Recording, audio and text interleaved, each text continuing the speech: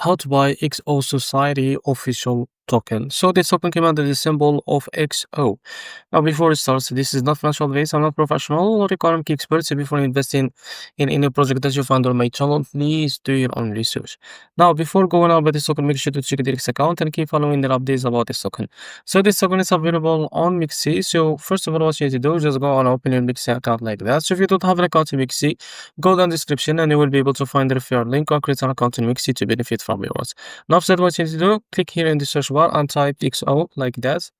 So after that, select this pair that have USDT. Don't select the future, select the spot. So after that, what you need to do is just wait a few seconds to load this page. As you can see here, you can type how much you want to buy like that. USDT you have an account on your account, and here you will be able to see how much you receive. So because I don't have any funds on my account, I won't be able to see how much I receive. And after that, what you need to do is just click here on buy XO. It's easy and simple. In about a few seconds to a few minutes, you will be able to receive your token on your account. So this is how to buy XO token. If you found this video helpful, please like and subscribe. See you next video.